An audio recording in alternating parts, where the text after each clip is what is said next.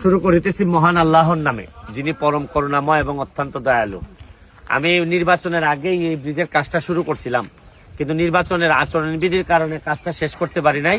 এখন যেহেতু আমি নিজেই এমপি হয়ে গেছি, কিন্তু আমি এমপি হওয়ার পর যে জিনিসটা খেয়াল করে দেখলাম, আমার এলাকায় ব্রিজ লাগে প্রায় আরো 70 থেকে 80টা, কিন্তু সরকারিভাবে যে বরাদ্দ আছে তাতে এই বছরে বা 5 বছরে হয়তো 10-15টা ব্রিজ বানানো যেতে পারে। তাহলে বাকি ব্রিজের অবস্থা তো দেখি মানে কত জীবন যে লাগবে এটার কোনো ঠিক নাই। এই জন্য আমি তো সিদ্ধান্ত নিয়েছি যে আমার নিজের টাকা দিয়েই আমার সরকারের যা আসবে আসবে, নিজে ব্যারিস্টার হিসাবে যা ইনকাম, আমি যেহেতু সিদ্ধান্ত নিয়েছি কোনো টাকা পয়সা জমাবো না বা আমার ওই রকম খরচও বাড়বে না, সুতরাং এই ইনকাম দিয়ে আমি ব্রিজগুলো বানাই ফেলতে চাচ্ছি। আপনারা দেখেন এই ব্রিজের কাজ এখন আজকে শুরু হয়ে গেছে, ঢালাইয়ের কাজ। যেহেতু এখন আর আমার কোনো বাধা নাই, আমি ঢালাইয়ের কাজ শুরু করছি। এটা আমার 49তম ব্রিজ, কিন্তু চাচ্ছিলাম যে এমপি হওয়ার আগেই 50টা অন্তত হয়ে যাক, তো পারি নাই, একটা ব্রিজ কম হয়ে গেল।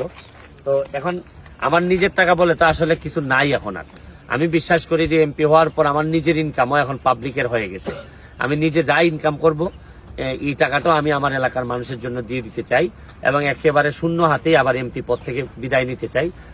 বাকিটা জানি না নসিবে আল্লাহ কি রাখবে। কিন্তু এই আজকের এই ব্রিজটা দেখেন, এখানে যারা আদিবাসী আছেন, আদিবাসীদের জন্য এই ব্রিজটা খুবই জরুরি। কেউ আছে এখানে আদিবাসী? হ্যাঁ, আচ্ছা, আমি আপনার দেখাচ্ছি যে কত, এই যে সাইড দিয়ে দেখেন পুরাটাই ফরেস্ট এরিয়া। এখানে এদেরকে বিভিন্নবার বলা হয়েছে যে এই ব্রিজ করে দেওয়া হবে, কিন্তু এখনো কেউ করে দিতে পারে নাই। আমি দেখাই, এদিকে আসো, এদিকে দাও। হ্যাঁ, এই যে এখানে কাজ করতেছে এখন ঢালাইয়ের, এই জায়গাগুলো একটু দেখাও, এই জায়গাগুলো একটু দেখাও। এই যে দেখেন কত সুন্দর জায়গাটা কত সুন্দর দেখেন আপনি।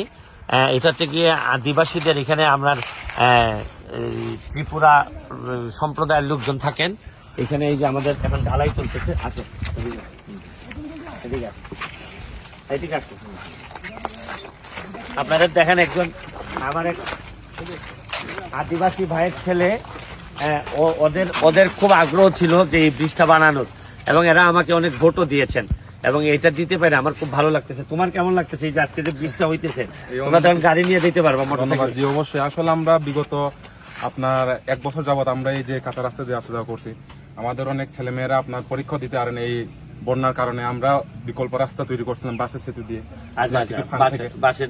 দেওয়ার পর আসলে এরপর তো নির্বাচন এসে বললো, নির্বাচন না থাকলে তো অনেক আগে হয়ে যেত।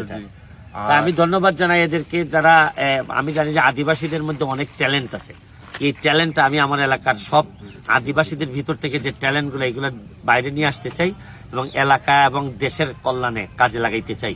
এই জন্য যে ইনফ্রাস্ট্রাকচার যেটা ডেভেলপমেন্ট করা দরকার, ব্রিজ বানানো বা রাস্তা বানানো, রাস্তা পাকা করা, এবং বিশেষ করে আমি কথা দিছি যে চা বাগানের শ্রমিক ভাই বোনদের জন্য যা যা করা লাগে, এদের রাস্তাঘাট, মন্দির, তারপর হচ্ছে গিয়ে আরো যে তাদের প্রাইমারি এডুকেশন যেটা, এগুলার জন্য আমি সর্বান্তকরণে যা যা লাগে তা নিয়ে আমি ঝাঁপাই করব। আমি আপনাদের সবার দোয়া চাই যাতে আমি 8 লক্ষ মানুষের দায়িত্ব যেটা নিছি এটা যেন সফলভাবে শেষ করতে পারি। ভালো থাকবেন, সুস্থ থাকবেন।